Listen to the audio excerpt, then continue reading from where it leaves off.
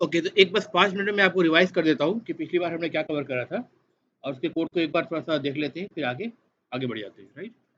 तो अगर आपको याद हो, कुछ इस टाइप का डिस्कशन मैंने किया था, जो भी व्हाइट बोर्ड पे आपको नज़र आ रहा है, कि हमने कहा था कि भाई हमारे पास जो रिक्वायरमेंट आ रही है, वो इस टाइप की आ रही है कि हम एक ऐसा स्टार्टअप कंपनी है, जो एग्रीकल्चरल एरिया में जाके काम करते हैं, मतलब रूरल एरिया में काम करते हैं।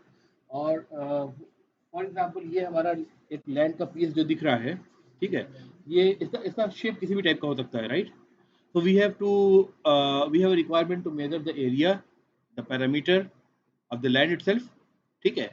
एग्रीकल्चर के लिए प्रोड्यूस करने के लिए कितना में अनाज चाहिए, कितना में पेस्टिसाइड्स चाहिए, ये सब कैलकुलेट करने के लिए, राइट? ये सब हमने डिस्कशन किया था, राइट? तो अब उसमें ज़ाहिर-सी बात है कि बहुत ज़्यादा प्रिसिज़न की हमें ज़रूरत नहीं है। ये एक एडवांटेज हमारे पास है, क्योंकि हम किसी की बाउंड्रीज़ का जो कॉन्फ्लिक्ट है उसको रिज़ॉल्व करने के लिए ये एप्लीकेशन नहीं बना रहे हैं। हमारा एप्लीकेशन सोनली इस पर्पज़ के लिए कि एस्टिमेट हम कर लें कि अगर इतने एरिया में हमारी खेती करनी है, तो डिफरेंट पोर्शन ऑफ लैंड में कौन-कौन सा प्रोड्यूस हम लगाएँगे, बैलेंस वगैरह करना होगा, किसी में कोई पानी ज़्यादा लेता होगा, कोई कम लेता होगा, कितनी पेस्टिसाइड डालनी है।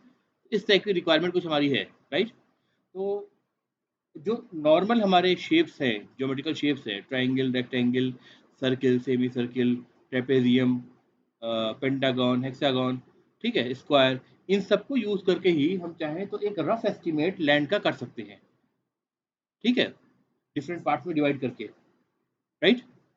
और उनको सम करके उनका एरिया भी निकाल सकते हैं, and so on we can find the parameter also individually और इन अ कंबाइंड वे। इतना याद है, राइट? सिमिलरली हमने बात की थी कि हो सकता है आगे हमें ये हमारा प्रायोरिटी 1 था एप्लीकेशन का। प्रायोरिटी 2 में हमने क्या कहा था कि हो सकता है हमें आगे जो एप्लीकेशन ग्रो करना पड़े, उसमें ज़रूरत ये पड़े कि इसमें डिफरेंट 3 डायमेंशनल शेप्स के भी वॉल्यूम वगैरह को या सरफेस एरिया को कैलकुलेट करने की ज़रूरत पड़े। फॉर एग्जाम्पल जो स्क्वायर बॉक्स आप दिख रहा है, वो क्या बोलते हैं, क्यूबिकल बॉक्स आप देख रहे हैं ना, क्यूबाइड शेप में, that that that is a kind of godown, ठीक है? तो मान लीजिए कि एक पीस ऑफ लैंड में गोडाउन है, तो उस गोडाउन को छोड़ करके अब एग्रीकल्चर एरिया कितना बचा, ठीक है? प्लस गोडाउन के अंदर हम चीज़ें को स्टोर कर रहे हैं, तो क्या कैपेसिटी है उसकी, तो वॉल्यूम वगैरह हमें चाहिए होगा, ठीक है? अगर हम उसमें मतलब उसको कोल्ड स्टोरेज बनाना चाह रहे हैं, तो एक खास तरह के उसके अंदर इंसुलेटर टाइप का लगता है चारों तरफ दीवारों में, सरफेस एरिया चाहे की जरूरत पड़ सकती है, just I am creating a kind of a mock requirement, ठीक है? बहुत आइडियल सिचुएशन की बात नहीं कर रहा हूँ, एक मॉक रिक्वायरमेंट मैं बना रहा हूँ, ठीक है? तो इस तरह से जो हमारा एप्लीकेशन है, वो ब्रेक डाउन हो रहा है शेप्स में, ज्योमेट्रिकल शेप्स में, राइट? ठीक है? And shapes is abstract concept, जब तक हम ये ना बताएं कि वो शेप कौन सा है, ठीक है? पहले तो शेप को भी हमें क्लासिफाई करना पड़ेगा कि ये 2 डायमेंशनल शेप है या 3 डायमेंशनल शेप है, राइट? अब अगर 2 डायमेंशनल शेप है, तब उसमें हमें क्लासिफाई क्या करना पड़ेगा? भाई रेक्टेंगल है, ट्रायंगल है, सेमी सर्किल है, स्क्वायर है, पेंटागन है, हेक्सागन है, क्या है? एक रफ एस्टिमेट, क्योंकि हमें रफ एस्टिमेट ही चाहिए, है ना? किसी close to standard geometrical shape के, राइट? हमें लैंड को उस फॉर्म में ला करके फिर हम कैलकुलेशन कर सकते हैं उस पे, राइट? अगर वो 3 डायमेंशनल शेप है, तो whether it's a cuboid, it's a cube, और may be a water tank is there, it could be a cylinder और सो ऑन। अब जैसे वहाँ पे एक आप कुआँ देख रहे हैं, राइट? वो कुआँ वेल बनाया हुआ है मैंने गोल सा, ठीक है? एक्सप्लेन करने के लिए, ठीक है? तो इस तरह की चीज़ें आर्टिफैक्ट इसमें होंगी। तो अल्टीमेटली हमारी जो प्रॉब्लम है, उसको हम ये समझ पा रहे हैं कि हम ज्योमेट्रिकल शेप्स की यहाँ पे बात कर रहे हैं। ज्योमेट्रिकल शेप्स का बहुत ज़्यादा यूज़ है इस एप्लीकेशन में, राइट? तो हमने कहा कि भाई हम सबसे पहले शेप में 2D शेप में हम ध्यान देंगे, और 2D शेप में एप्लीकेशन को का एक मॉक रेडी करके हम क्लाइंट को दे देंगे, ताकि वो काम करना शुरू कर दे, उसका यूज़ करना शुरू कर दे। फिर पूरे एप्लीकेशन को एक्सटेंड कर सकते हैं 3D शेप्स को, या with fine functionalities and features सारी चीज़ें ऐड कर सकते हैं, राइट? तो जब भी आप कुछ एप्लीकेशन डेवलप कर रहे हैं, तो आपके जो मैनेजर होगा, वो सबसे पहले काम यही करेगा कि प्रायोरिटी सेट करेगा। ये सारे टास्क हमारे लिस्ट बकेट में है, इस बकेट में से कौन से टास्क अर्ली हम दे दें, जो कम वक्त में हो भी सकता हो, और क्लाइंट से उसका काम शुरू हो जाए उसका, ताकि client as early as possible beneficial हो जाए उसका, ठीक है? इससे क्लाइंट का भी ट्रस्ट आप पे बना रहेगा, और उसको फायदा भी मिलना शुरू हो जाएगा। So that's a normal advisable thing, और कह सकते हैं विजडम होता है डेवलपमेंट का, ठीक है? तो हम 2D शेप से हम जो स्टैंडर्ड कुछ शेप है उस पे हमने एग्री करा। Now then we started coding a little, ठीक है, थोड़ा हमने क्या करा कि हम इसको कोडिंग करके देखें कि भाई इसका हम एक प्रोटोटाइप बना पा रहे हैं कि नहीं बना पा रहे हैं, प्रोटोटाइप का डिज़ाइन क्या होगा, है ना? तो अगर आपको याद हो, हमने ऑब्जेक्ट ओरिएंटेड प्रोग्रामिंग का जब फाउंडेशन डिस्कस किया था, तो हमने इस बात को डिस्कस करा था कि प्रोसीजरल ओरिएंटेड डेवलपमेंट के ठीक अपोजिट होता है ये, राइट? इसका मतलब क्या होता है कि आप कोऑर्डिनेशन यानी मेन मेथड से स्टार्ट नहीं करते हैं, वो ऑब्जेक्ट ओरिएंटेड प्रोग्रामिंग सबसे लास्ट में आएगा। कोऑर्डिनेशन के बाद प्रोसीजर में क्या था? अब मेथड सोचना शुरू, जैसे अब मैं कह रहा हूँ कि मुझे एरिया, पैरामीटर, इन सब चीज़ों की ज़रूरत पड़ेगी, तो आप सोचेंगे कि calculate area, calculate parameter type के मेथड जो मेन से कॉल होंगे। प्रोसीजर में आप इस वे में सोचेंगे। No, we don't have to think that way. हमें क्या करना है, सबसे पहले हम डाटा पे ध्यान देंगे। मैक्रो लेवल डाटा क्या हुआ? हम एंटिटीज़ को आइडेंटिफाई करें, ठीक है? एंटिटीज़ को जब हम आइडेंटिफाई करेंगे तो हम कहेंगे अच्छा ठीक है, 2D शेप की बात कर रहे हैं, तो देखिए एग्रीकल्चर ऐप मैंने एक प्रोजेक्ट बनाया हुआ है, राइट? इसके अंदर एसआरसी फ़ोल्डर है, इसके अंदर एक 2D शेप्स करके package है which is again a folder, right? Artifacts is again a package which is a folder, and then we have got a test package which could be used to have some classes written to test the individual classes or a combination of classes, ठीक है? Fine. तब अगर आप देखेंगे तो इन सारी classes में सिर्फ एक टेस्ट पॉइंट जो है, जो टेस्ट करने के लिए मैं यूज कर रहा हूँ, इसमें मेन मेथड है। अदरवाइज इनमें से किसी भी क्लासेस में हमें मेन मेथड की जरूरत नहीं पड़ रही है, राइट? ठीक है, क्योंकि मेन मेथड क्या होता है, वो तो एप्लीकेशन का स्टार्टिंग पॉइंट होता है ना। या तो एप्लीकेशन को आप स्टार्ट कर रहे हैं या किसी एक पर्टिकुलर क्लास या दो क्लासेस को टेस्ट कर रहे हैं, उस कंडीशन में स्टार्ट करने के लिए एप्लीकेशन के लिए आपको एंट्री पॉइंट चाहिए जो कि मेन मेथड है, राइट? अदरवाइज आपको किसी भी इंटिटीज में मेन मेथड डालने की जरूरत नहीं है, ठीक है? There could be thousands of entities but may be one और मे बी नन में हैव द मेन मेथड, ठीक है? करेक्ट। तो एक बार जरा इसको देख लीजिए, 2D शेप में circle, rectangle, semi circle, square and triangle, ये एंटिटीज हमने आइडेंटिफाई करी थी। उसके बाद जब हम एंटिटीज को आइडेंटिफाई कर लेते हैं तो एंटिटीज को एक एक करके पिक करते हैं और उसके अंदर के डाटा फील्ड्स को आइडेंटिफाई करते हैं, ठीक है? तो हमने क्या करा, हमने ट्राइंगल को उठाया। अब ट्राइंगल को उठाने के बाद हमने ये सोचा कि भाई ट्राइंगल में फील्ड्स क्या होंगी, ठीक है?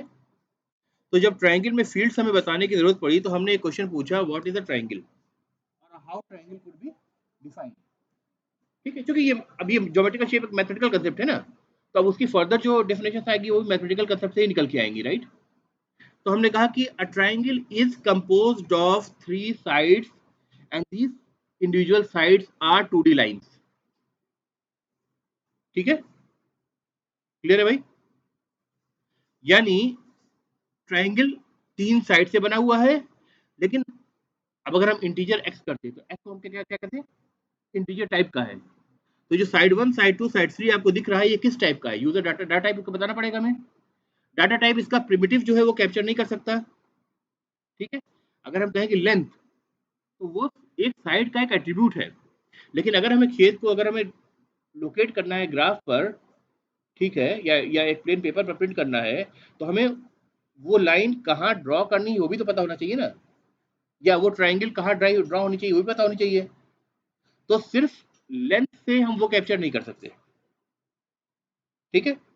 तो हमने कहा कि लाइन ही एक डाटा टाइप है, and we are getting very specific, we are talking about line 2D। जब हम क्यूबाइट की बात करेंगे तो may be we need line 3D, ठीक है? तब हम तब की सोचेंगे। As of now we need 2D line, ठीक है? तो हमने कहा कि भाई 3 हमारे फील्ड्स हैं, साइड 1, साइड 2, साइड 3, और तीनों का टाइप क्या है, लाइन 2D है, right? Then the question is again asked कि अगर लाइन 2D को हम डिफाइन नहीं करेंगे तो यहीं पे कंपाइलेशन की एरर आने लगेगी, वो कहेगा line 2D is undefined type, right? तो हमने क्या किया, आर्टिफैक्ट्स, अब ये सारे तो शेप है, ट्राइंगल, रेक्टेंगल शेप है, लाइन क्या है, उन शेप्स को बनाने का आर्टिफैक्ट है। ऑर्गेनाइज करने के लिए, बेटर ऑर्गेनाइज करने के लिए इसका नेचर बदल गया, हमने आर्टिफैक्ट नाम का एक पैकेज बनाया और उसमें लाइन 2D नाम की क्लास बनाई। जब ये क्लास बना ली तो यहाँ पे आपकी कंपाइलेशन एरर नहीं शो करेगा। अगर वो एम्प्टी क्लास भी होगी, बस लाइन 2D के नाम से बनी हुई है, class line 2D curly braces start and, इतना कर देंगे ना, तो कंपाइलेशन एरर तो चली जाएगी, right? But again once we have created this line 2D, we are getting into a nested problem of breaking down of a larger problem to a smaller problem to figure out how do we define a 2D line. ठीक है?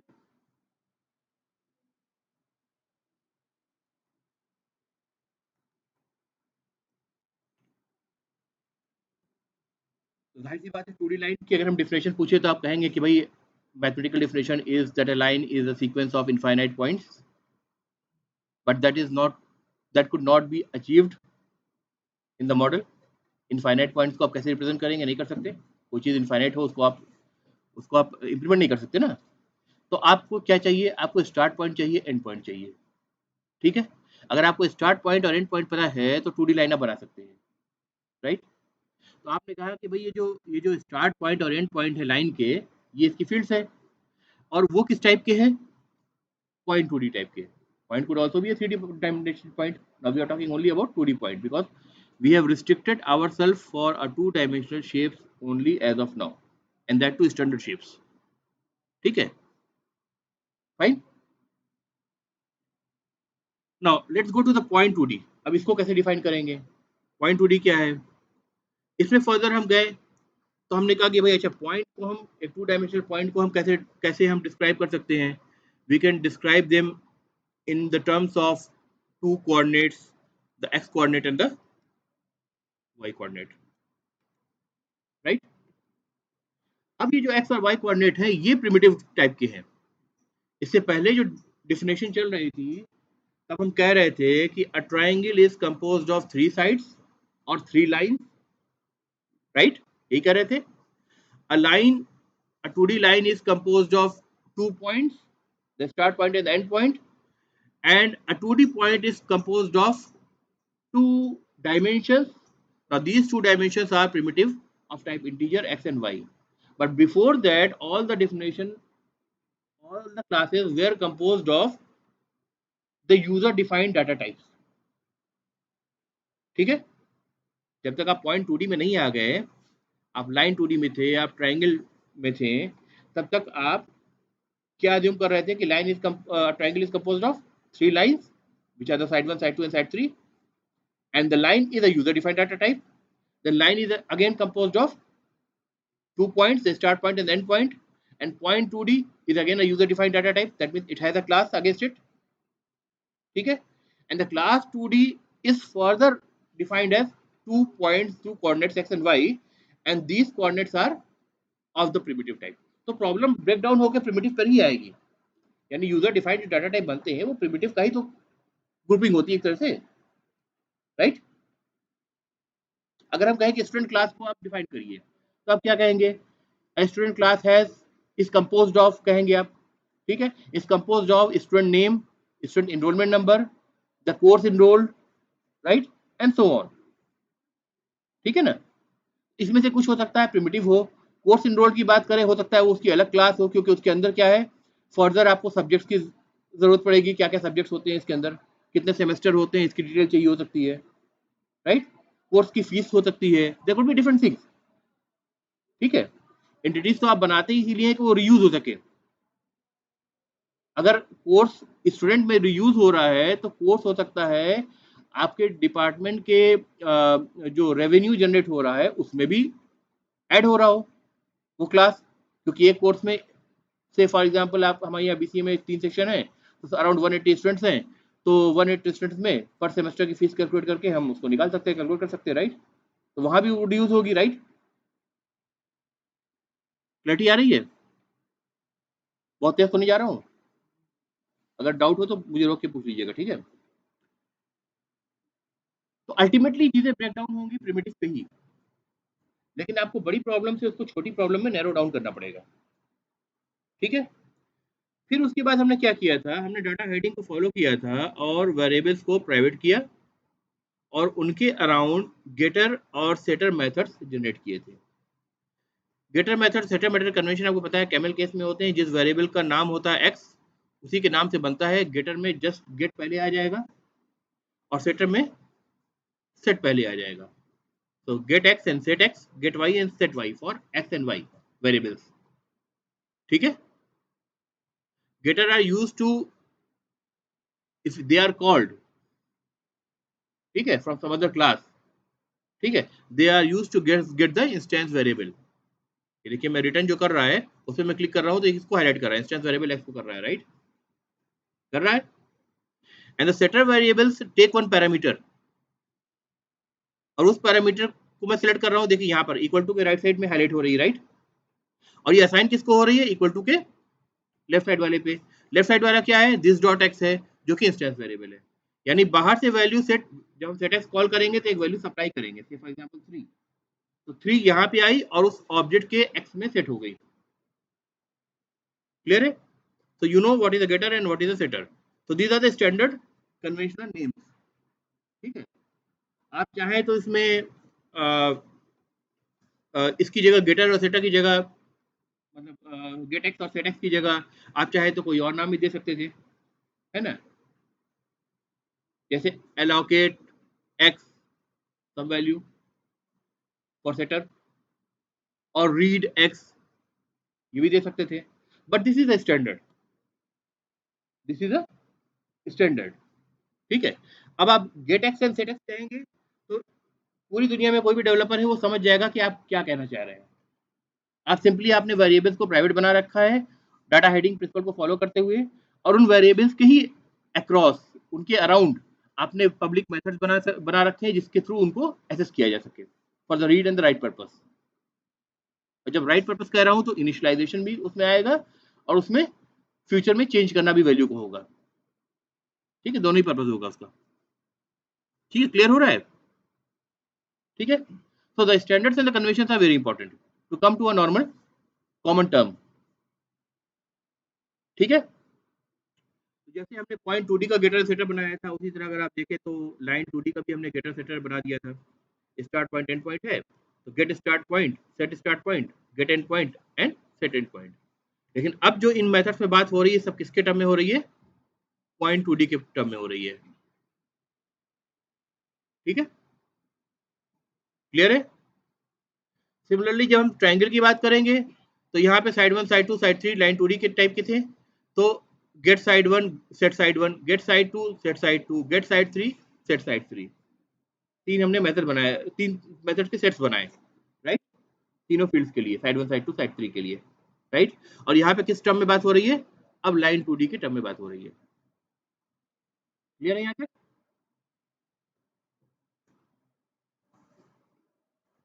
Test point हमने class बनाया था point class को test करने के लिए, right.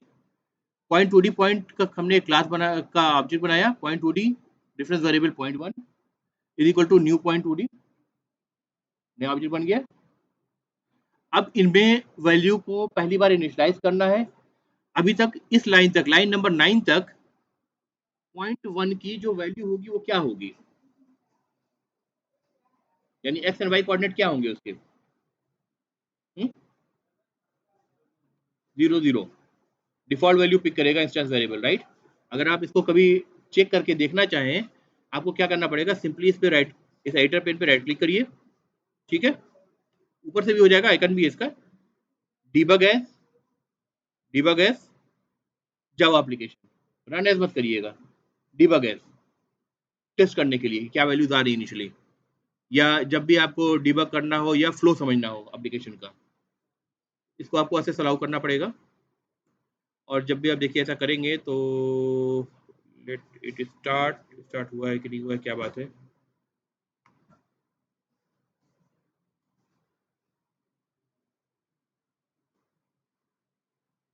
ये डिबग क्यों नहीं हो रहा है, अच्छा ओह सॉरी, डिबग करने से पहले आपको ब्रेक पॉइंट लगाना पड़ेगा, आई फॉरगेट।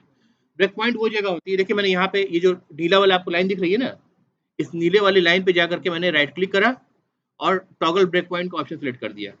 अगर पहले से ब्रेक पॉइंट है तो हट जाएगा, नहीं है तो लग जाएगा उस लाइन पर। तो जिस जगह पे आप लगाना चाहेंगे उस जगह पे ब्रेक पॉइंट लग जाएगा और वहाँ पे एक गोला सर्कल बन के आ जाएगा ब्लू कलर का। इसका मतलब होता है कि जब प्रोग्राम, चूंकि मेन मेथड है, मेन मेथड एक्सिक्यूट करने के लिए एंट्री पॉइंट है, तो जब इस मेन मेथड में आएगा तो जिस जगह आपने ब्रेक पॉइंट लगा रखा है, ये गोला लगा रखा है, उस जगह आके कंट्रोल रुक जाएगा, पूरा एक्सिक्यूट नहीं कर देगा वो, और आपका वेट करेगा। आप लाइन बाय लाइन एक्सिक्यूट करके देख सकते हैं कि अंदर प्रोग्राम में क्या चल रहा है। ठीक है, एक ऐसा है जैसे, ऐसे तो मशीन आपको जो दिखती है जैसे कोई मशीन है, तो ब्लैक बॉक्स की तरह दिख रही है, राइट। अब हम कह रहे हैं कि उसको मशीन को मैंने ट्रांसपेरेंट कर दिया, अब उसके इंजन को अंदर देख सकते हैं कि कैसे काम कर रहा है। तो we are trying to see the engine और the mechanism of this running application, ठीक है। अब हम कहेंगे debug as जावा एप्लीकेशन, ये पूछेगा कि this kind of launch is configured to open to the debug perspective. Perspective आप समझते हैं, लिटरल मीनिंग उसका समझते हैं, किसी एक पर्सपेक्टिव से मैं एक बात कह रहा हूँ, ठीक है। ये कह रहा है कि हमें स्विच करना पड़ेगा डीबग पर्सपेक्टिव में, यानी अब तक आप किस पे कर रहे थे, देखिए जे यहाँ पे हाईलाइट है ना, ये राइट साइड में देख रहे हैं आप, जे हाईलाइट है, टॉप राइट में देखिएगा क्रॉस के ठीक नीचे, है ना। इसका मतलब अब तक पर्सपेक्टिव क्या था, जावा पर्सपेक्टिव था जब मैं रन कर रहा था उसको। लेकिन अब हम जैसे ही स्विच करेंगे तो ये जे से हट जाएगा, यहाँ पे कुछ और आ जाएगा, देखिएगा अभी स्विच, देखिए यहाँ पे ये जे से हट गया हाईलाइट, और एक बग बन के आ गया, वो हाईलाइट हो गया। ये डीबग पर्सपेक्टिव है, इससे आपको समझ में आ रहा है कि आप अभी डीबग कर रहे हैं, ठीक है। और देखिए ठीक जहां पे आपने ब्रेक पॉइंट लगाया था, ठीक उस जगह आके कंट्रोल रुक गया है, यानी लाइन नंबर 9 अभी तक एक्सिक्यूट नहीं हुई है। लाइन नंबर 9 जब आप चाहेंगे तभी एक्सिक्यूट होगी, लाइन नंबर 9 से पहले लाइन नंबर 8 7 एक्सिक्यूट हो चुकी है। 8 तो स्टेटमेंट में क्या है, कमेंट है। 7 क्या है, मेन मेथड का बनना है, यानी स्टैक जो आपका जो होगा उसके अंदर मेन मेथड का बन जाएगा। और मेन मेथड के अंदर जो मेथड लोकल वेरिएबल है args which is of the type अरे, स्ट्रिंग अरे, ये बन के रेडी हो चुका होगा। तो आप इधर देखिए, जो ये जो विंडो बन के खुला है ना, इसको हम बोलते हैं वेरिएबल्स। इसमें आप एक एक वेरिएबल के अंदर की चीज देख सकते हैं। अभी ये क्या बता रहा है, args वेरिएबल बन चुका है, और ये बता रहा है कि स्ट्रिंग अरे टाइप का है ना। कुछ उसकी आईडी बता रहा है, some kind of indicator, unique ID. और अगर उसको आप क्लिक करें तो यहाँ पे आपको क्या दिखेगा, इट्स एम्प्टी, दिख रहा है ये आपको, स्क्वायर ब्रैकेट के अंदर एम्प्टी है, राइट, फाइन। क्योंकि हमें इस आर्गुमेंट की, जिसको हम args कहते हैं, इस अरे की अभी हमें कोई यूज नहीं है। जहां यूज आएगा वहां पे आपको दिखाऊंगा, वहां पे इसकी वैल्यू भी आएगी, ठीक है। अभी तो हमें सिर्फ एप्लीकेशन रन करा है मेन को एज अ एंट्री पॉइंट मान के, मेन में कुछ हमने पास नहीं करा है, क्लियर है। इससे एक बात और निकल के सामने आती है कि मेन में आप वैल्यू पास भी कर सकते हैं एज अ आर्गुमेंट। जब पैरामीटर डिफाइंड है किसी मेथड के अंदर, तो वो आर्गुमेंट भी तो ले सकता है ना। अब क्योंकि आप पास नहीं कर रहे हैं, तो ये स्ट्रिंग लिस्ट जो है ये क्या है, एम्प्टी है, ठीक है। क्लियर है यहाँ तक गाइस, कोई डाउट हो तो अभी पूछ लो, डिफिकल्टी तो नहीं है।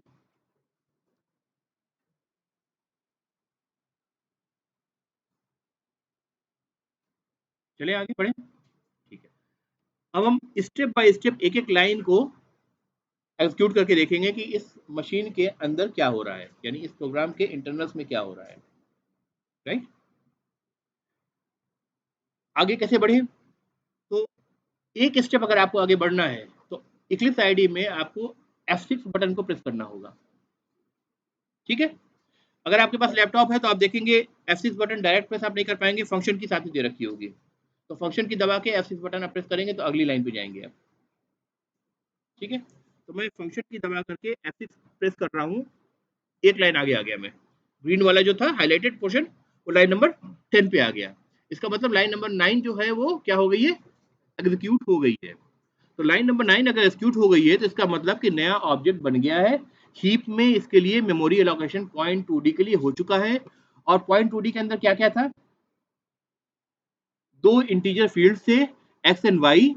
तो इसका मतलब अगर आप इसको देखिए, पॉइंट 2D यहाँ बन के आ गया, पॉइंट 1 आ गया, पॉइंट 1 रेफरेंस वेरिएबल के नाम से, पॉइंट 1 का रेफरेंस वेरिएबल था ऑफ टाइप पॉइंट 2D, इससे कुछ आइडिया आ गया।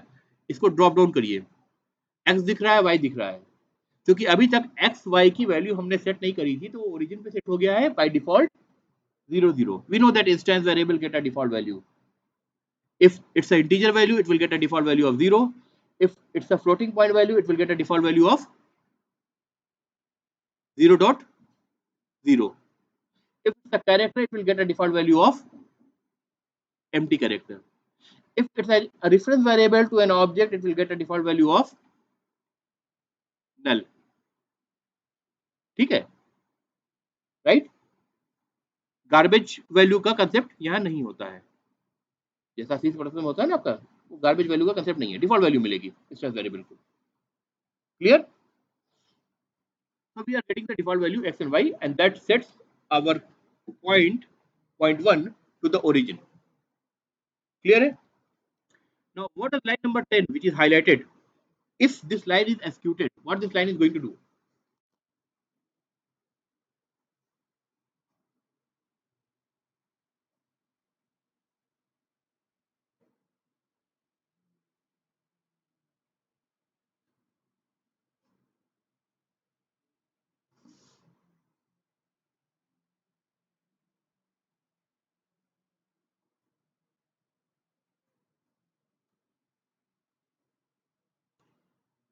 लाइन नंबर 10 का स्टेटमेंट क्या है? पॉइंट 1 पे कोई एक मेथड कॉल हो रहा है. कौन सा मेथड कॉल हो रहा है? Set x. Set x method किस क्लास में डिफाइंड होगा? पॉइंट 2D में. जिस टाइप का पॉइंट 1 है, टाइप का मतलब यूजर डिफाइंड डाटा टाइप. वो डाटा टाइप क्या है? लाइन नंबर 9 में आप देख रहे हैं पॉइंट 2D है, यानी पॉइंट 2D में सेट एक्स और सेट वाई डिफाइन है, गेट एक्स और गेट वाई डिफाइन है. ठीक है, वो मेथड क्या कर रहे हैं देखिए एक बार. अगर हम सेट एक्स कॉल कर रहे हैं तो यहाँ पे जो वैल्यू हमने 3 5 कुछ पास कर रखी है, वो वैल्यू क्या पास कर रखी है? देखिए वैल्यू 5 पास कर रखी है, राइट? वो वैल्यू कहाँ लैंड होगी? एक्स में लैंड होगी, और लैंड होकर के यहाँ पे आएगी, और यहाँ से असाइन किसको होगी? दिस डॉट एक्स को. जब दिस डॉट एक्स को असाइन होगी तो ये कहाँ जाएगी? इंस्टेंस वेरिएबल में जाएगी, जो अब तक 0 है बाय डिफॉल्ट. क्लियर है? उसको एक्सक्यूट करके हम देख लेते हैं. ये f की वैल्यू यहाँ भी 0 हो जानी चाहिए. ठीक है, अब हाथ के हाथ यहाँ देखेंगे वैल्यू को अपडेट होते हुए. ठीक है, सब चीज रिजल्ट के अंदर से आपको ट्रांसपेरेंट दिख रहा है अब. ठीक है, let's move to next line in test point D and fn plus f6 with the keyword shortcut. देखिए f की वैल्यू फौरन आपकी 5 हो गई. Y is still to its default value which is 0, क्योंकि लाइन नंबर 11 अभी एक्सक्यूट नहीं हुई है. हाईलाइट किया मतलब एक्सक्यूट नहीं हुई है, आपका वेट कर रहा है वो. ठीक है, अब इसको एक्सक्यूट करें. fn प्लस f6, y की वैल्यू भी 7 हो गई. क्लैरिटी है भाई? साफ साफ समझ आ रहा है ना? Now what we are going to do in line number 12.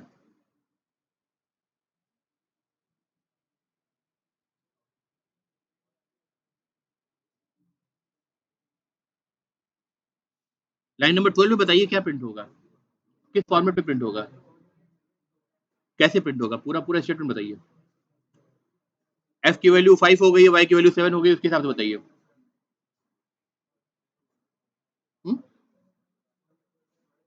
Point equal to bracket शुरू होगा, राइट? ये देखिए ब्रैकेट है ना, यहां तक पॉइंट इक्वल टू ब्रैकेट, ये स्ट्रिंग बन करके आई.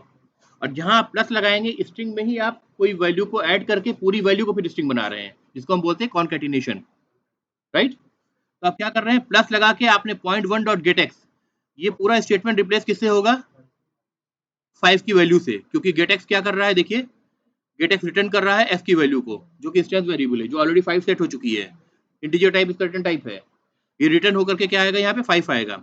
Now 5 will be added as a text value or a character value to the already existing string, which is point equal to bracket, single bracket. 5 add हो गया. 5 को add करने के बाद हमें क्या करना है? उसमें कॉमा लगाना है बीच में. ठीक है, तो कॉमा के लिए फिर हमने कॉन्केटेनेट करा एक कैरेक्टर को एज अ स्ट्रिंग. ठीक है, फिर हमने उसके आगे प्लस लगाया. अब दूसरी वैल्यू हमें चाहिए, point one dot get y हमने ऐड कर दिया उसमें, right, which is 7, right? And then plus double quote के अंदर क्लोजिंग ब्रैकेट लगा दिया, तो क्लोजिंग ब्रैकेट भी उसमें ऐड हो जाएगा ना. This is whole one string, this is whole one string. so the output will be as you expect, see here in the console. Clear है भाई? Any doubts till now? तो ये जो डीबग से आपको इंट्रोड्यूस कराया, डीबग फंक्शनलिटी से, इसका इसका कभी से ऐसे नहीं चल रहा था. आज की बात नहीं है.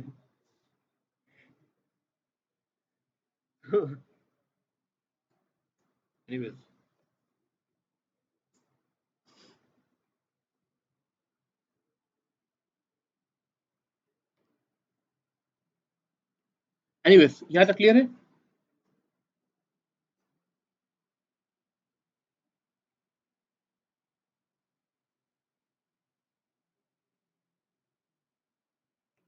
अब देखिए कंट्रोल आपको कहाँ पे आके रुका है? कर्ली ब्रेसेस पे। कर्ली ब्रेसेस कोई ऐसा स्टेटमेंट नहीं है जो कुछ आउटपुट देगा आपको या कुछ कंप्यूटेशन करेगा। Just I will say F N plus F six, अगर वो उसको पॉइंट को से आगे आकर के उसने प्रोग्राम को टर्मिनेट कर दिया, क्योंकि वो लास्ट आपके कर्ली ब्रेसेस लास्ट होते हैं। और यहाँ पे आप देख सकते हैं डिबग का जो एक प्रोजेक्ट एक्सप्लोर के बगल में एक विंडो खुला था डिबग का, राइट? ये जो आप देख रहे हैं ना, इसको हम बोलते हैं थ्रेड।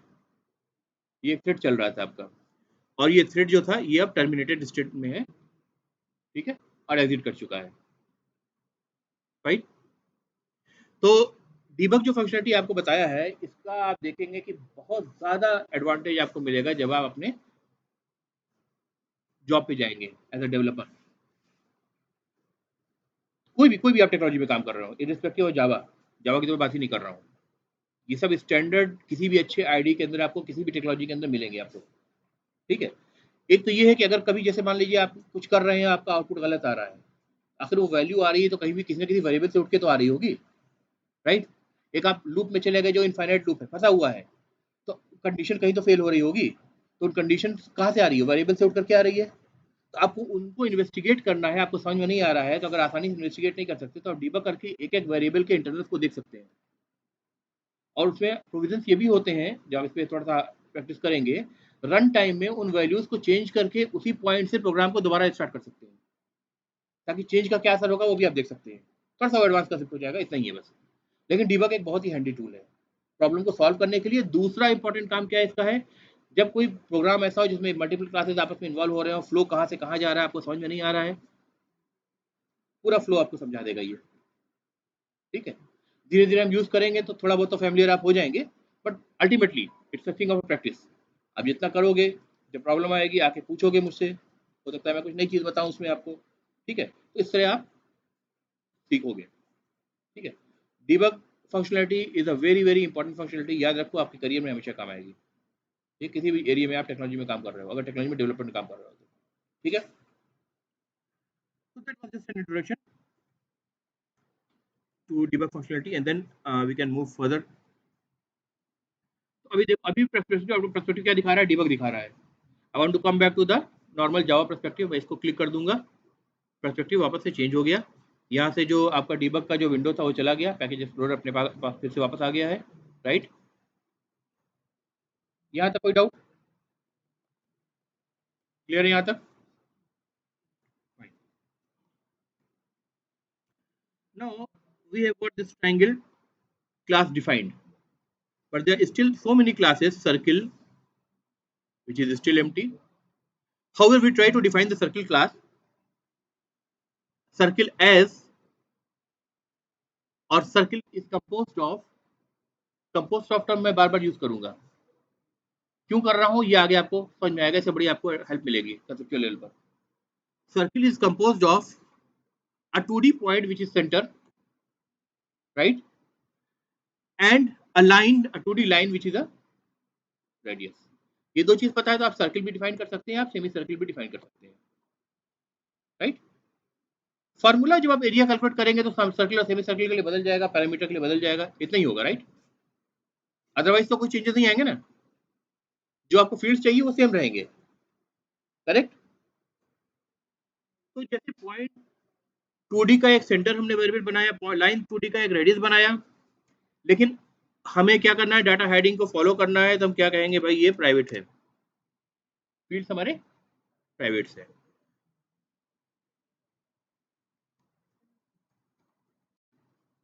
रेडियस भी प्राइवेट है, but then we need to access it outside the scope of the class. Private का मतलब इसको क्लास के स्कोप से बाहर हम असेस नहीं कर सकते, ना तो रीड कर सकते हैं ना चेंज कर सकते हैं वैल्यू को। What we need now, we need the public getter and setter methods around these variables to access and change these variables.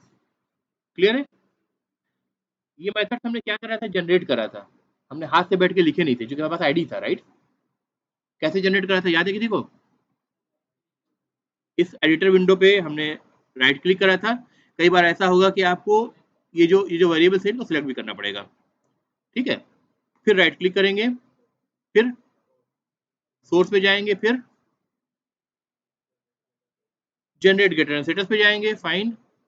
फिर दोनों वेरिएबल्स आपको दिख रहे हैं, इनमें गेटर भी दिख रहा है, सेटर भी दिख रहा है। अभी चूंकि दोनों के लिए चाहिए, हम ब्लाइंडली मैं सिलेक्ट ऑल कर दूंगा and then I will say generate and that's it. दो वेरिएबल्स हैं, two sets of methods, each set of method contains one getter method and one setter method, ठीक है। किस नाम से जनरेट हुआ है? वेरिएबल के नाम के आगे गेट लग जाएगा तो गेटर मेथड बन जाएगा, वेरिएबल के नाम के आगे सेट बन जाएगा तो सेटर मेथड बन जाएगा। आपको पता है गेटर मेथड हम यूज करते हैं वैल्यू को रीड करने के लिए, सेटर मेथड यूज करते हैं वैल्यू को इनिशियलाइज या चेंज करने के लिए, फाइन।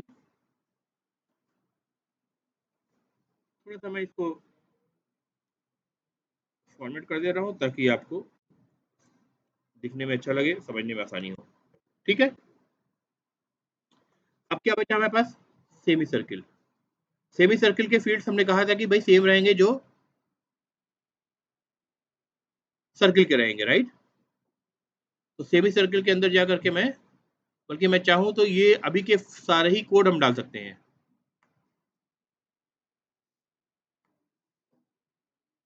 सॉरी,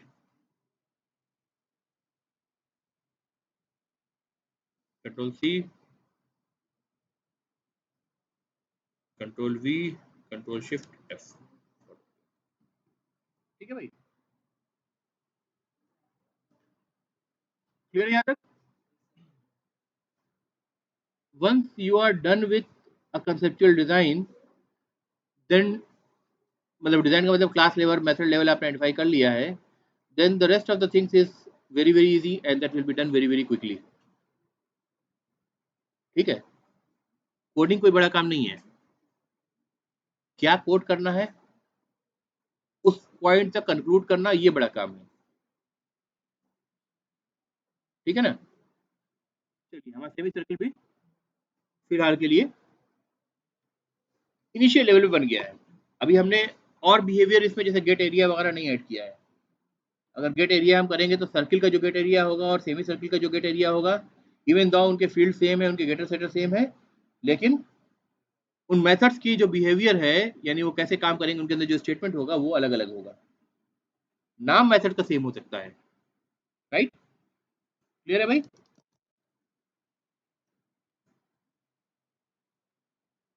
अब क्या बचा हमारे पास? सर्किल हो गया, सेमी सर्किल हो गया, ट्रायंगल हो गया। हमने इन तीनों को डिफाइन कर दिया, रेक्टेंगल और स्क्वायर को डिफाइन नहीं करा था। अब आप में से कौन आएगा जो रेक्टेंगल और स्क्वायर को डिफाइन करेगा यहाँ पर?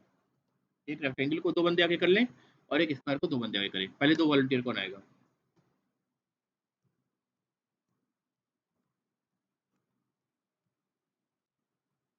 मैं हेल्प करूंगा भाई, पूरा बैच आपका हेल्प करेगा, टेंशन नहीं लेना है। नहीं आता इसकी टेंशन नहीं लेना है। थोड़ा भी अगर समझ में बात आई है तो आके थोड़ा अटेम्प्ट करो। कौन आएगा?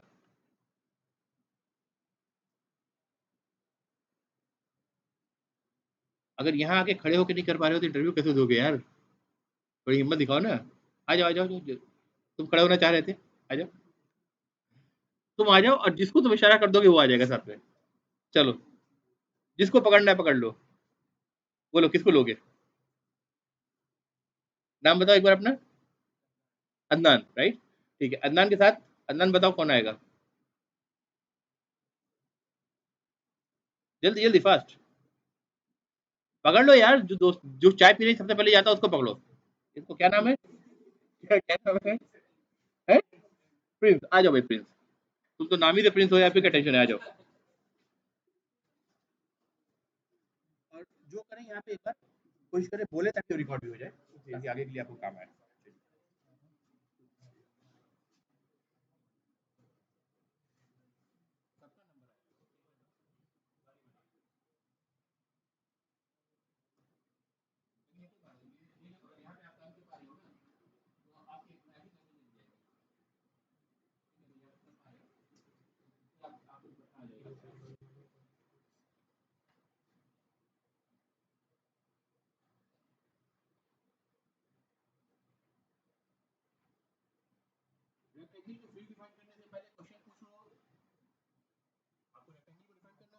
इससे पहले आप क्वेश्चन पूछिए what is a rectangle 4 points it is composed of four four line lines that means side 1 side 2 side 3 and side side side 4 बस वही करना है ट्रायंगल में देख लो उसका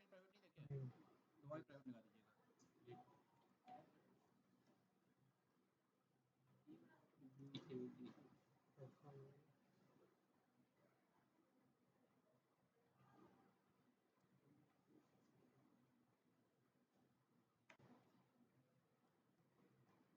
चाहिए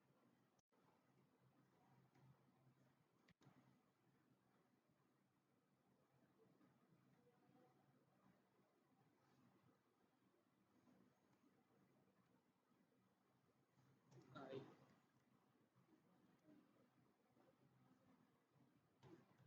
इनको प्राइवेट करिए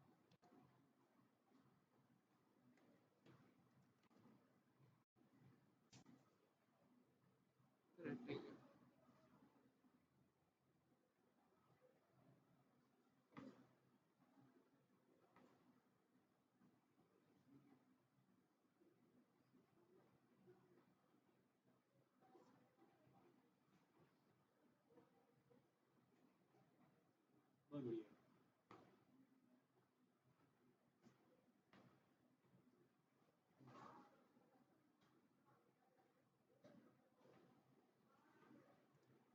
नहीं देखे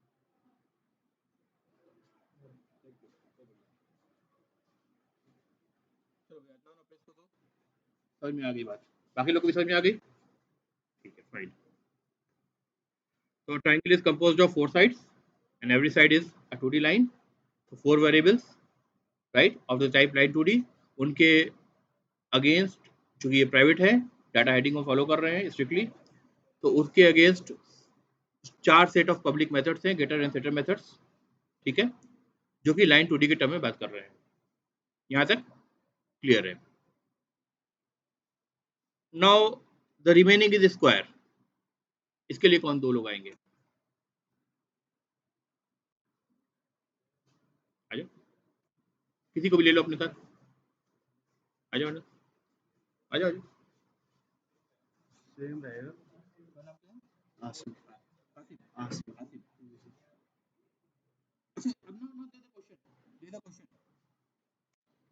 स्क्वायर में हमें चार चार साइड चाहिए या एक साइड चाहिए ऑब्वियसली कोई कहेगा कि भाई चारों बराबर है तो एक ही चाहिए अब ये डिसीजन इनमें सही गलत इस तरह से आप डिसाइड करेंगे कि हमारे बिजनेस यानी एप्लीकेशन क्या चाहता है हमारा एप्लीकेशन क्या चाहता है भाई हमें उसका मैप भी ड्रॉ करना पड़ सकता है ठीक है ना ताकि हम दिखा सके इस एरिया में हम कोई एग्रीकल्चर का प्रोड्यूस बना रहे हैं इसमें कोई बना रहे हैं राइट तो चार का जो लेंथ है मतलब साइड्स का जो length is one of the attribute जैसे लेंथ हो गई स्लोप हो गई ठीक है वो एट्रीब्यूट हो गई राइट बट अगर उनको ड्रॉ करना है तो हमको उनके पॉइंट्स चाहिए होंगे right start point end end point lines के और वो चेंज होंगे तो डिपेंडिंग अपॉन द फैक्ट कि हमारे बिजनेस की रिक्वायरमेंट ये है हम डिसीजन ये ले रहे हैं कि instead of using just a single line as single side we are going to still create four sides like a rectangle ठीक है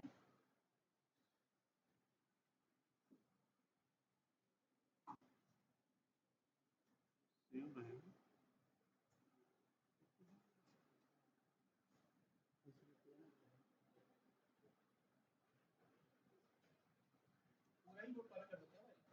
सर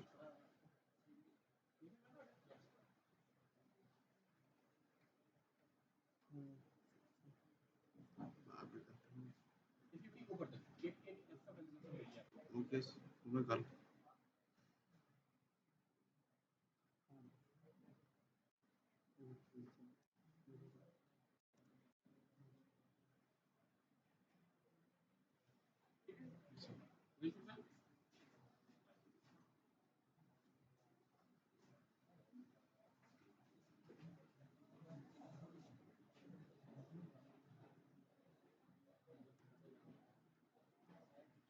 यहाँ तक कोई डाउट भाई? कोई डाउट नहीं है? Now we know what getter and setter methods are for, ठीक है। लेकिन हमने एक चीज देखा, जैसे हमने टेस्ट पॉइंट बनाया और टेस्ट पॉइंट की जगह हम इनमें से किसी भी क्लास का इनफैक्ट अगर हम ऑब्जेक्ट बनाते हैं तो इस लाइन नंबर 9 पे उसके इंटरनल यानी फील्ड्स उस पर्टिकुलर क्लास के जो रेफरेंस वेरिएबल जो बन रहा है ऑब्जेक्ट को रिफर जो कर रहा है उस ऑब्जेक्ट के जो वेरिएबल्स हैं उनकी वैल्यू इनिशियलाइज नहीं होगी, ठीक है। इनिशियलाइज होगी लेकिन डिफॉल्ट वैल्यू पे होगी, उन वैल्यूज पे इनिशियलाइज नहीं होगी जिसको हम चाहते हैं, जैसे हम 5 और 7 पे चाहते हैं, ठीक है, पॉइंट 1 के लिए, राइट। बाद में हम सेटअप मेथड कॉल करके उनको हम इनिशियलाइज कर रहे हैं, ठीक है। लेकिन ज्यादा कन्वीनियंट ये होता कि हम जब उसका ऑब्जेक्ट बना रहे हैं उसी वक्त ये 5 और 7 को पास कर दें और साथ में वो वैल्यूज इनिशियलाइज हो जाएं, वैल्यूज क्या हो जाए, इनिशियलाइज हो जाए, राइट। इसके लिए हमने ऑब्जेक्ट ओरिएंटेड प्रोग्रामिंग के बैकग्राउंड से आप बताइए क्या कंसेप्ट हमें पता है इसका, ये कैसे हो सकता है? यानी लाइन नंबर 9 पे ही ये वैल्यूज इनिशियलाइज हो जाएं इस कॉल के अंदर ही, तो हमें क्या करना पड़ता?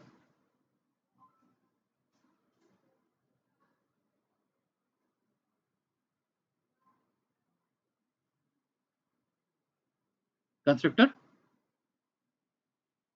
आपको पॉइंट टू डी क्लास के अंदर कंस्ट्रक्टर की जरूरत पड़ती, कंस्ट्रक्टर याद है क्या होता है? जावा में कंस्ट्रक्टर का जो नाम होता है that is exactly same as the name of the class, ठीक है। It does not have a return type, it looks like a method, some of the books also refer it to a special kind of method, however it's not a method, ठीक है, क्योंकि method में return type होता है, इसमें return type नहीं होता है, तो कॉन्सेप्ट आपका चेंज हो रहा है। तो technically it's not exactly as a method but it looks like a method, it's very much similar to a method. The name is same as the name of the class and the constructor, the purpose of the constructor is used to initialize the state variable, यानी instance variable, object के जो instance variable उनको initialise करता है, ठीक है। जैसे अगर हम क्या करेंगे, अगर हम पॉइंट क्लास के लिए पॉइंट टू डी जो क्लास है हमारे पास, लेट्स सेव, ये देखिए ये स्टार दिख रहा है ना, इसका मतलब ट्रायंगल क्लास अभी सेव नहीं है, सेव कर लेते हैं इसको, ठीक है। Let's go to the point to D class. इसमें हम चाहते हैं कि जब इसका ऑब्जेक्ट हम बनाएं लाइन नंबर 9 में, जैसा कि हमने बनाया था, इस लाइन नंबर 9 कौन सी है, ये देखिए, इसी लाइन में 5 और 7 हम पास कर पाए और 5 और 7 इनिशियलाइज हो जाए, सेटर मेथड हमको अलग से कॉल ना करने पड़े, ठीक है। अगर हमको पॉइंट को मूव करना है फ्यूचर में तब हम सेटर मेथड कॉल करके उसको अगेन रीसेट कर सकते हैं, that's a different story. But जब ऑब्जेक्ट बन रहा है उस वक्त उसके बाद वो सब कुछ हो जो ऑब्जेक्ट को इनिशियलाइज करने के लिए चाहिए हमको, ठीक है। तो हम क्या करेंगे कि हम कुछ ऐसा कंसेप्ट लिखेंगे, क्लास का नाम क्या है, पॉइंट टू डी, यहाँ पे एक मेथड टाइप का कुछ बनाएंगे जिसका नाम होगा पॉइंट टू डी, ठीक है। और मेथड की बॉडी होती है, बॉडी बनाया। अब चूंकि इसके एक्स और वाई कोऑर्डिनेट है तो हम दो चीजें इसमें सप्लाई करेंगे, int x comma int y, ठीक है। फिर हम लिखेंगे this dot x is equal to x and this dot y is equal to y, ठीक है, दिख रहा है? This thing which is something like a method which looks like a method but we are calling it a constructor, it has the same name as the name of the class, it does not have a return type, not even void, we can't put a void also, ठीक है। Compilation error नहीं दिखाएगा, void लगा दिया int लगा दे तो compilation error नहीं दिखाएगा, because now this is a genuine thing for a method, अब उसको मेथड समझेगा, लेकिन कंस्ट्रक्टर वाला काम नहीं करेगा। तो आपको ध्यान रखना है कि आपको कोई रिटर्न टाइप नहीं लगाना है, वॉइड भी नहीं लगाना है। The name has to be exactly same like a class.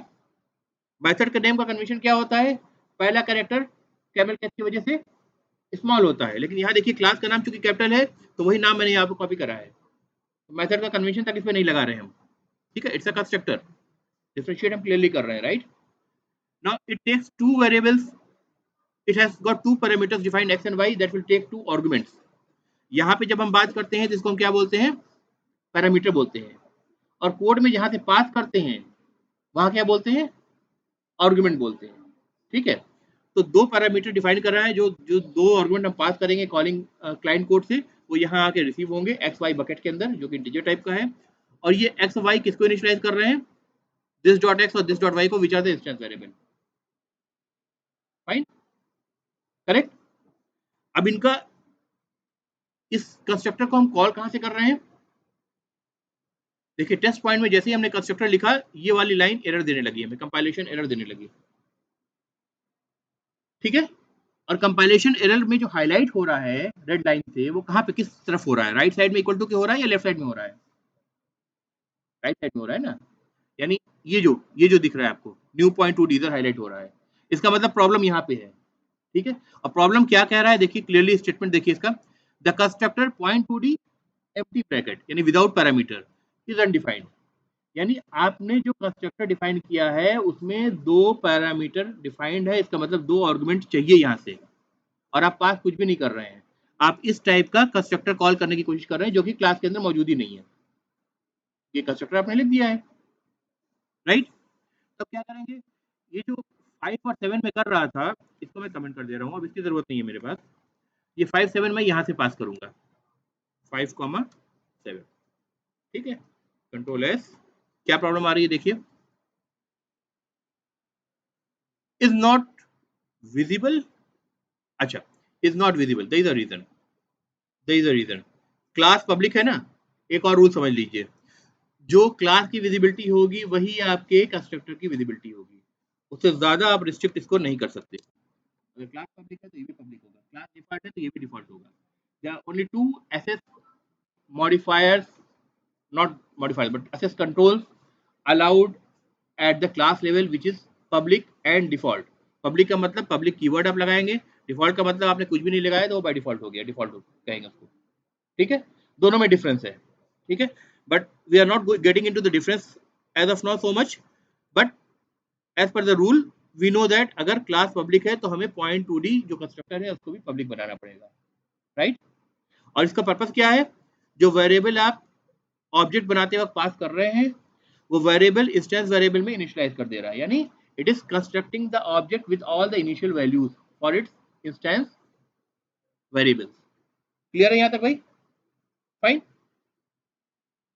अब आपको समझ में आ गया होगा, अगर हम इसको थोड़ा सा इसका डाइसेक्शन करें इस लाइन नंबर 9 का, तो इक्वल टू के left side statement equal to के राइट साइड स्टेटमेंट है। इक्वल टू की जो लेफ्ट साइड स्टेटमेंट है वो क्या कह रहा है, point two D point one, है ना।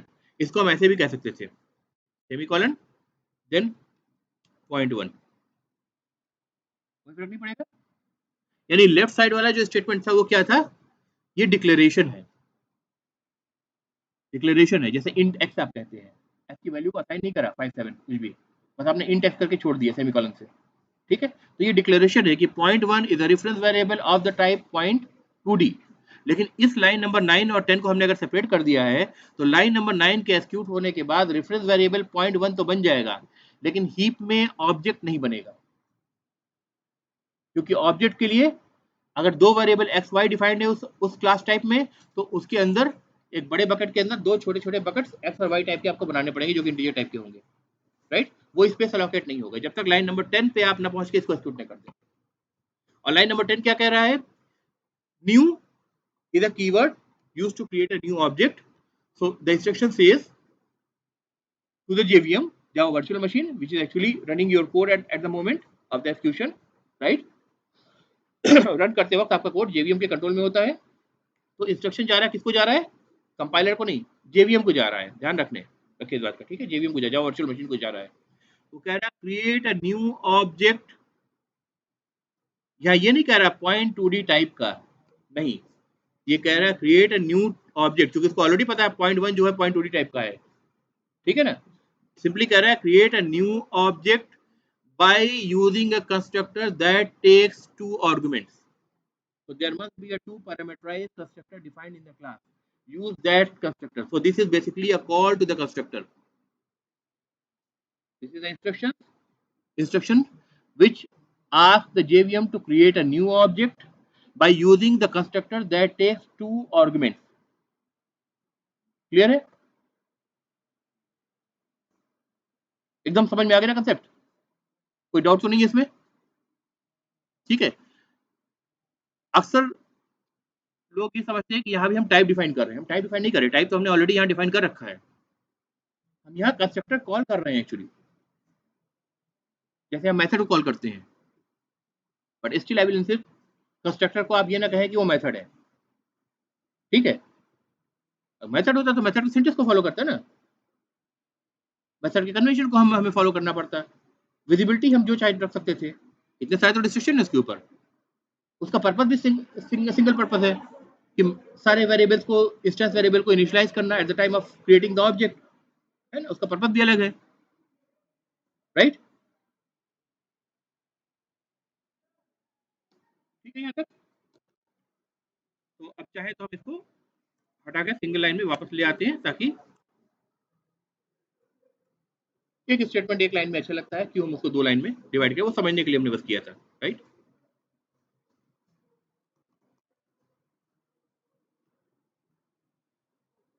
अब पॉइंट क्लास को हमने टेस्ट कर लिया, मान लीजिए हमें लाइन क्लास को टेस्ट करना है, 2D लाइन को, लाइन 2D को, उसका ऑब्जेक्ट बना के कुछ वैल्यूज डाल के उसको प्रिंट करके हम देखना चाहते हैं, राइट। कैसे टेस्ट करेंगे अब इसको? एक नई क्लास बना लें, जैसे टेस्ट पॉइंट था वैसे टेस्ट में टेस्ट लाइन 2D बना लें, न्यू क्लास लाइन 2D। इसमें मेन चाहिए कि नहीं चाहिए? हमको चाहिए। इससे पहले जितने भी क्लासेस बनाए थे उनमें मेन की जरूरत नहीं पड़ी थी, लेकिन यहाँ चूंकि हमें पॉइंट प्रोग्राम को स्टार्ट करना है टेस्ट करने के लिए, राइट, तो हमें मेन चाहिए, इसमें इस क्लास को रन करना है, बेसिकली क्लास के अंदर के मेन मेथड को, तो मेन हमारे पास बन गया। अब हम लाइन क्लास को, लाइन 2D क्लास को टेस्ट करना चाह रहे हैं। अभी तक लाइन 2D का अगर हम ऑब्जेक्ट बनाना चाहें तो सिंपली हम कहेंगे line 1 is equal to new line 2D, that's it, बन गया। लेकिन अभी भी कैसे बना? लाइन 2D की जो फील्ड्स होंगी वो क्या होंगी? अनसेट है, इनिशियलाइज नहीं है, राइट। किस वैल्यू पे इनिशियलाइज होंगी? वो ओरिजिन पे पॉइंट इनिशियलाइज होता था। लाइन के क्लास के अंदर अगर आप देखेंगे तो इसकी फील्ड्स किस टाइप की हैं? देखिए, मैं लाइन क्लास पे जा रहा हूँ, सॉरी क्या क्यों नहीं रहा है, अच्छा कैसे कर रही है, ओह सॉरी, इसको मुझे लाइन 2D नहीं करना था, जस्ट लाइन 2D करना था ना, मैंने गलत नाम दे दिया है, राइट। अब लाइन 2D देखिए डुप्लीकेट हो गया, इधर भी हो गया, इधर भी हो गया, mistake. Now if such mistakes are then we need to refactor it, right. अब हम यहाँ भी चेंज करेंगे, यहाँ भी 2 जगह चेंज करेंगे, 1000 जगह होता तो 1000 जगह उसका रेफरेंस चेंज करना होता। हम क्या करेंगे? रीनेम नहीं करेंगे, बल्कि इसको राइट क्लिक करेंगे, सिलेक्ट करने के बाद रिफैक्टर करेंगे, रिफैक्टर जाके रीनेम पे अब जाएंगे, रीनेम पे, और इसको हम बोलेंगे sorry test line 2D, continue. यहाँ चेंज हुआ, यहाँ भी चेंज हुआ। अगर 1000 जगह से ये नाम रिफर हो रहा होता तो 1000 जगह चेंज हो चुका होता, बिना आपको इंडिविजुअली चेंज किए हुए। ठीक है, क्लियर है? नाउ इसको ओपन हम कर रहे हैं, सॉरी टेस्ट लाइन 2D ने करके अब यहाँ पे लाइन 2D होगा, सॉरी लाइन 2D। यहाँ भी रेफरेंस था ना, तो रेफरेंस चेंज हो गया है ना, तो हमें हर जगह उसको चेंज करना पड़ेगा। जैसे पॉइंट 2D पॉइंट के लिए हम point 2D point 1 is equal to new point 2D कर रहे थे, वैसे लाइन 2D को टेस्ट करना चाह रहे हैं, तो line 2D line 1 is equal to new line 2D। ठीक है, test line 2D is the class जिसके अंदर हम ये टेस्टिंग का कोड लिख रहे हैं, राइट? फाइन। अभी एरर क्यों दिखा रहा है कंपाइलेशन में? इंपोर्ट नहीं करा। क्यों नहीं इंपोर्ट की, क्यों इंपोर्ट की जरूरत है? क्योंकि test line class test package के अंदर है और लाइन 2D क्लास आर्टिफैक्ट्स में है। तो अगर आप किसी क्लास को दूसरे पैकेज में यूज कर रहे हैं, दूसरे पैकेज के किसी क्लास में कोड के अंदर यूज कर रहे हैं, मेथड के अंदर, then you have to import that. Control shift O करिए, अपने आप वो दिखाएगा कि इंपोर्ट कहाँ से लेना है। मल्टीपल इंपोर्ट्स होंगे तो कंट्रोल शिफ्ट ओ करके एक ही सिंगल हिट में सारे इंपोर्ट हो जाएंगे। अगर कोई कन्फ्लिक्ट है तो कॉन्फ्लिक्ट आपको स्क्रीन पे डिफाइन करेगा। जैसे लाइन 2D नाम की क्लास 2 जगह है, ये कॉन्फ्लिक्ट है, दिख रहा है स्क्रीन पे। एक किस पैकेज के अंदर है? आर्टिफैक्ट पैकेज के अंदर, जो कि आपके एप्लीकेशन का है, जो आपने बनाया है।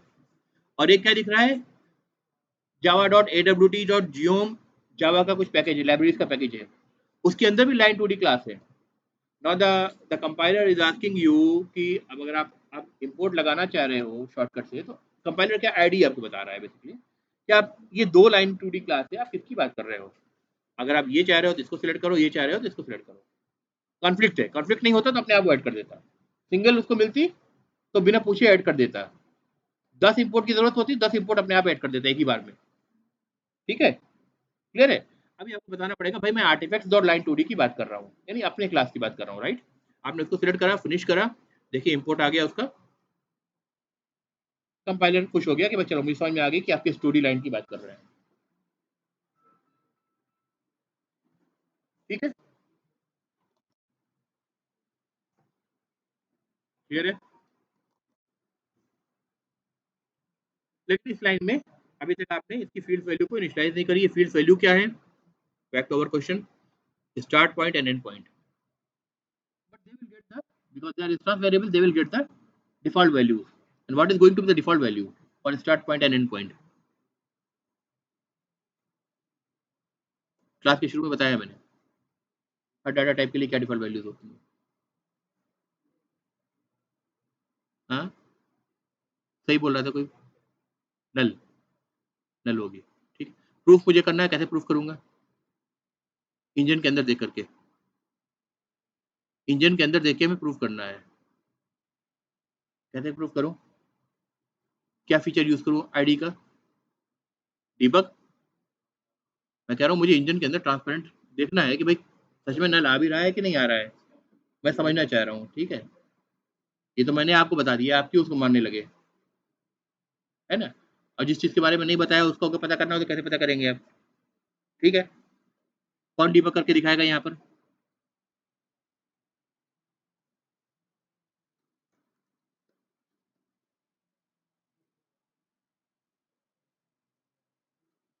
इसके आगे मैं एक प्रिंट स्टेटमेंट लगा देता हूँ ताकि उस पर हम रुक सके, टेस्ट नाम से। ठीक है, कौन करेगा ट्राई? जो लोग आ चुके हैं उनके अलावा, मुझे पता है आप लोग कर लेंगे। आगे कोई नहीं आएगा तब बुलाऊंगा आपको।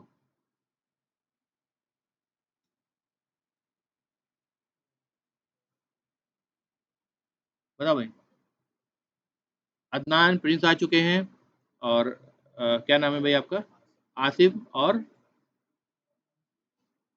अनस आ चुके हैं। इनके अलावा आप आओ भाई पीछे से, आप दोनों आ जाओ, आ जाओ जल्दी, आ जाओ जल्दी, आ जाओ।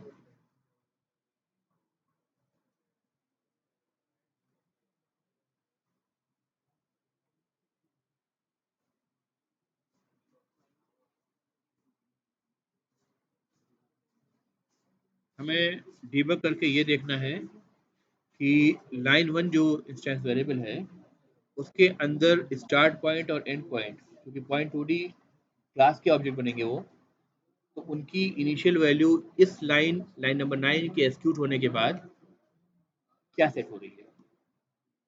ठीक है, कभी इनिशियलाइज तो कर नहीं रहे हैं, ऐसे हमने अपरेंटली कोई कंस्ट्रक्टर बनाया नहीं है ना? क्या सेट हो रही है डीबग करके हमें देखना है।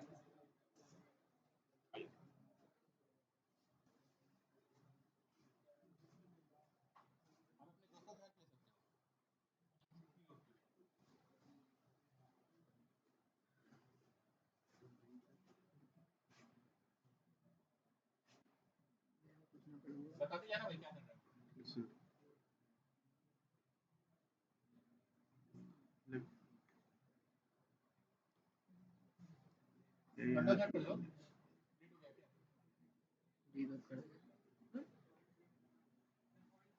हाँ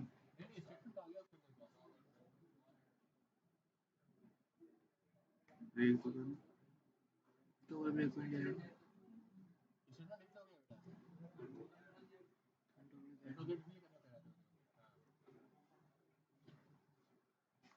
डबल कर लिया हाँ sir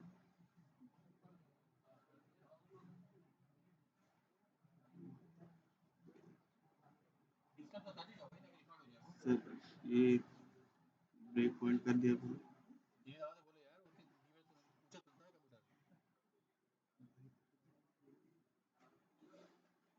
disable is over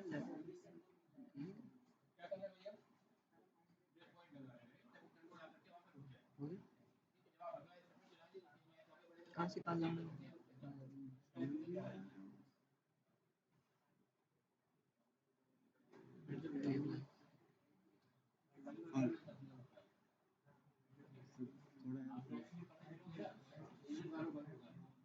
access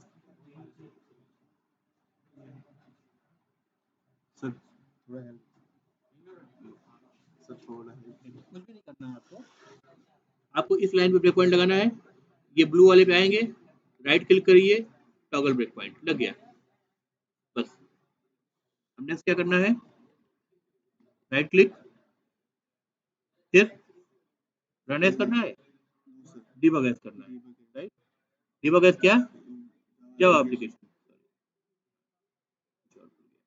configuration खुल गया नीचे वाला खुल गया right click debug as side से खड़ा हूँ ना तो जावा एप्लीकेशन ठीक है ओके अब देखिए इस लाइन पे आके रुक गया है ये हाईलाइट रुक गई अभी जल्दीबाजी मत करिए रुक जाइए इधर क्या दिख रहा है आपको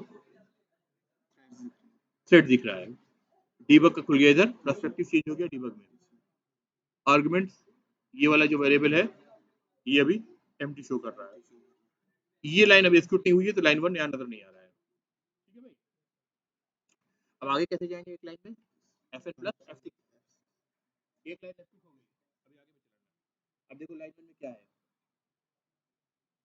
लाइन 1 में दिखा क्या रहा है जब इसको क्लिक कर रहा है तो क्या दिखा रहा है ये नीचे क्या दिखा रहा है इंटरेस्टिंग चीज है देखो ये आपको फुली क्वालिफाइड नहीं बता रहा है line artifact dot line coding और साथ में एक कोड बता रहा है which is a kind of hash code and this hash code basically is used by the JVM ठीक है just like a pointer value क्योंकि रेफरेंस वेरिएबल है उसके अंदर एड्रेस होता है ठीक है to reach to the real object in the heap ठीक है unfortunately or even I will say not unfortunately but fortunately this is a coded value आप चाहे कि हैश कोड को देख करके इसको यूज करके आप मेमोरी तक पहुंच जाए तो वो आप नहीं कर सकते वो जेवीएम जानता है उसको कौन सा एल्गोरिथम लगाना है कैसे डिकोड करना है कैसे पहुंचना है क्यों because Java is a secured language and to make it secured one of the features that is provided is they have not given you the access to the pointer क्योंकि पॉइंटर से आप किसी भी मेमोरी लोकेशन को access कर सकते हैं उसमें प्लस प्लस ऐड करके नेक्स्ट लोकेशन पे जा सकते हैं वो नेक्स्ट लोकेशन हो सकता है आपके एप्लीकेशन से किसी और एप्लीकेशन की वैल्यू होल्ड कर रहा हो उसको आप वैल्यू सेट करके करप्ट कर सकते हैं the foundation of a malware ठीक है तो पॉइंटर्स को आपको ना तो इसकी कभी यूज करने की जरूरत पड़ेगी ना जावा आपको अलाउ करता है ठीक है but this was actually an indication that it's a unique code and that is very much because it's unique and the address has to be unique आप ये ट्रीट करें जैसे आपको एक एड्रेस का रिप्रेजेंटेशन दे रहा है जस्ट फॉर द अंडरस्टैंडिंग से अदरवाइज इसका आप कुछ कर नहीं सकते ठीक है नाउ लाइन 1 में जाइए देखिए एंड पॉइंट क्या है नल है स्टार्ट पॉइंट क्या है सिंपल है ठीक है ध्यान से सुनना भाई अगले ब्लॉग में हेल्प नहीं दूंगा राइट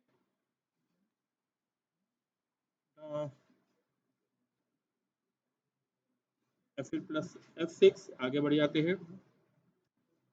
कोड टर्मिनेट हो गया। वापस से हम जावा पर्सपेक्टिव पे आ जाएं, क्लिक करके यहाँ पर apparently we do not have a constructor for light 2D class, right? तो हमने जो पॉइंट 2D क्लास में जो कंस्ट्रक्टर लिखा था दो वेरिएबल का, क्योंकि यहाँ पे इंस्टेंस दो ही वेरिएबल हैं, राइट? इन दोनों को इनिशियलाइज करने के लिए हमने कंस्ट्रक्टर लिखा था अ 2R कंस्ट्रक्टर, ठीक है, अ 2R कंस्ट्रक्टर, ठीक। सिमिलरली लाइन 2D क्लास के अंदर start point end end point दो वेरिएबल्स है, तो again we need 2R constructor to initialize both start point end end point. पिछली बार हमने हाथ से टाइप किया था कंस्ट्रक्टर को, but we do not need to type it by hand if we are working on an IDE, a smart IDE, ठीक है, not just Java or not just Eclipse, across any technology and across any good IDE, ठीक है। जैसे आपने गेटर shutter generate किया था वैसे आप कंस्ट्रक्टर को भी जनरेट कर सकते हैं, राइट? क्या करना होगा, एडिटर विंडो पे जैसे आप गेटर सेटर्स के लिए आपने राइट क्लिक करा था, राइट क्लिक करिए, सोर्स में जाइए, जैसे आपको जनरेट गेटर सेटर दिखा था वैसे ही आपको जनरेट कंस्ट्रक्टर यूजिंग फील्ड दिखेगा, ठीक है। फील्ड को ही तो सेट करना होता है ना कंस्ट्रक्टर में, इसको क्लिक करिए, अभी आपको सारे फील्ड दिखाई देगा। हो सकता है एक क्लास में 20 फील्ड हो और आपको कंस्ट्रक्टर में सिर्फ 3 फील्ड को इनिशियलाइज करना हो, 2 फील्ड को इनिशियलाइज करना हो, तो आप सेलेक्ट कर लेंगे जितनी फील्ड को इनिशियलाइज करना है। फिलहाल के लिए हमें स्टार्ट और एंड पॉइंट दोनों के लिए इनिशियलाइज करने के लिए 2R कंस्ट्रक्टर चाहिए, तो मैंने सिलेक्ट ऑल कर लूंगा या दोनों को सिलेक्ट कर लूंगा, ठीक है, और मैं इसको जनरेट कर दूंगा। देखिए line 2D is same as the name of the class, visibility public, public, दोनों start point end point 2D point के हैं, तो point 2D start point, point 2D end point, this dot start point is equal to start point, this dot end point is equal to end point, exactly same code है। एक ये line extra आ रही है, फिलहाल के लिए इसको आप इग्नोर कर लीजिए, इससे कोई फर्क नहीं पड़ेगा। When we will learn more we will try to understand what this statement means which is automatically generated, ठीक है। As of now we don't care for it, ठीक है, जब उस जगह पहुंचेंगे तब समझेंगे उसको, ठीक है भाई, क्लियर है? तो आपने 2R कंस्ट्रक्टर इससे जनरेट कर दिया। अब इसी तरह जो बाकी क्लासेस है उनमें भी मुझे 2R कंस्ट्रक्टर जनरेट करने हैं, मतलब रेक्टेंगल के, ट्रायंगल के, स्क्वायर के, सेमी सर्किल के, सर्किल के, सब में करने हैं, ठीक है। कौन कौन करेगा? दो बच्चे आते जाए, यानी 10 बच्चे चाहिए अब की बार 5 क्लास में करने के लिए। आप करेंगे? आप किसी पीछे वाले किसी को बुलाइए, अब की बार आसिम को नहीं बुलाऊंगा मैं। आ जाओ, क्या नाम है बेटा आपका? असलान, आ जाओ। असलान और सीआर साहब मिलकर करेंगे, आइए। कौन सी क्लास चूज कर रहे हैं बताइए, कोई भी अगले लिए बताइए कौन सी कर रहे हैं।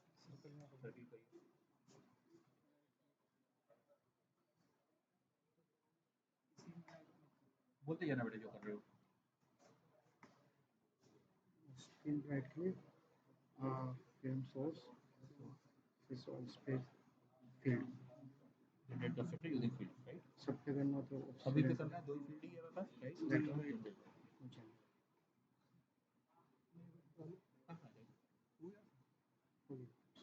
हो गया भाई, सुपर हटा दो फिलहाल के लिए, कंफ्यूजन पैदा करेगा इसलिए मैं हटवा रहा हूँ, अदरवाइज हटाने की जरूरत नहीं है, लेकिन मैं इंटेंशनली हटवा रहा हूँ ताकि आप उसको देख करके परेशान ना हो कि भाई ये कोड क्या जनरेट हो गया। उतना ही अभी दिखेगा जितना हम जानते हैं, ठीक है। सर्किल के लिए हमारे पास 2R कंस्ट्रक्टर जनरेट हो गया, right? Thank you. Next 2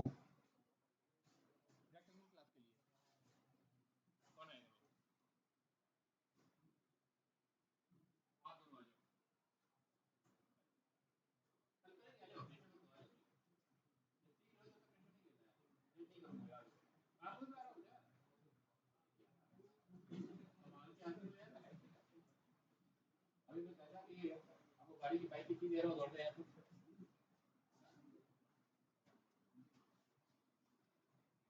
rectangle की क्लास का आपको कंस्ट्रक्टर जनरेट करना है। रेक्टेंगल क्लास कहाँ पे है? रेक्टेंगल क्लास कहाँ पे है? हाँ, डबल क्लिक करो, फाइन, खुल गया। ऊपर जाओ, अभी आपको वेरिएबल दिख रहे हैं और डेटा सेट मेथड दिख रहा है। और कुछ भी नहीं दिख रहा है। कैसे कंस्ट्रक्टर करते हैं क्रिएट, जैसे डेटा सेटा मेथड को हमने क्रिएट किया था सेम प्रोसीजर को फॉलो करना है। राइट क्लिक करिए इस पर, राइट क्लिक करिए, सोर्स सोर्स अब बताओ कैसे आपको सिलेक्ट करना है। चारों साइड है, चारों का यूज करना है हमें। जनरेट सुपर को हटा दीजिए उसमें से, ये बना कंट्रोल एस कर दीजिए, सेव हो जाएगा। कंट्रोल एस, राइट, बन गया। क्या क्या नाम है दोनों का? सर अमान और आकिब, ठीक। So this is a 4R constructor that we have created for rectangle. It is not necessary कि हर फील्ड को आप कंस्ट्रक्टर में ऐड ही करो, ठीक है, फाइन। अब कौन सा बचा? सेमी सर्किल हो गया है, सेमी सर्किल नहीं हुआ है। सेमी सर्किल के लिए कंस्ट्रक्टर कौन बनाएगा? आ जाओ, आ जाओ। क्या क्या नाम है आप लोग का? Bilal and Anas. Semi circle कितने फील्ड थे सेमी सर्किल में? 2 फील्ड है ना? 2 फील्ड, एक सेंटर है, एक रेडियस है, एक पॉइंट 2D टाइप का है, एक लाइन 2D टाइप का है। Yes sir. ठीक है, चलो कैसे बनाएंगे? राइट क्लिक, सोर्स में जाइए, अब generate construct using field, perfect. कोई बात नहीं, कभी कभी ये रुक जाता है, दोबारा से कर लो। आईडी है, कोई आदमी पसंद नहीं आया तो मना कर देता है। जनरेट कंस्ट्रक्ट हुआ क्यों था? नहीं कुछ गड़बड़ है, हम सेमी सर्किल के अंदर ही है ना। यस सर, ठीक है, सेमी सर्किल जावा।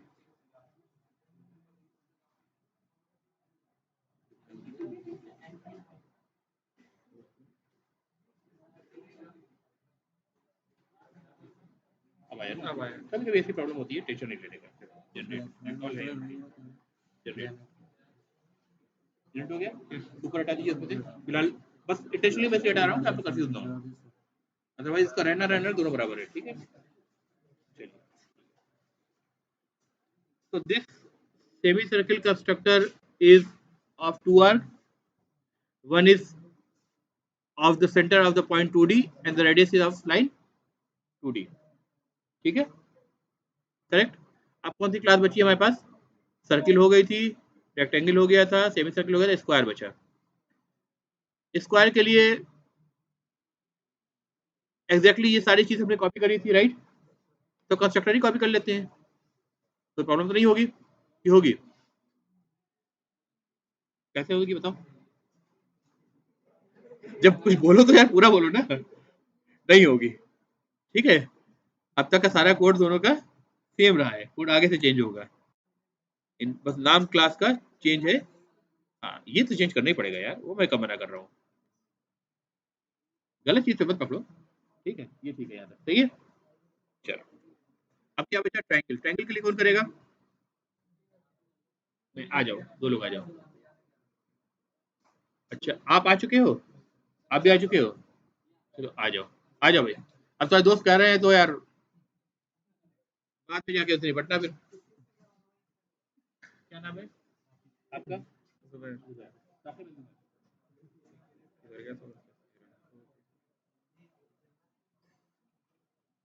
पहले से सिलेक्टेड है सब।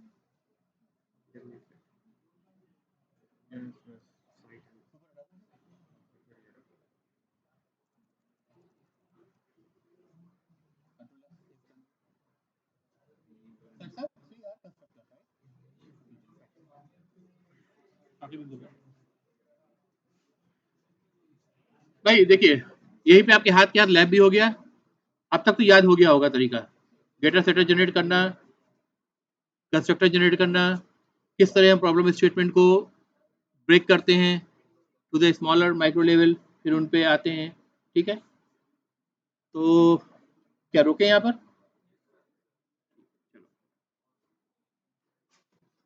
4 की अटेंडेंस है आज की, ठीक है, 11 मिला के।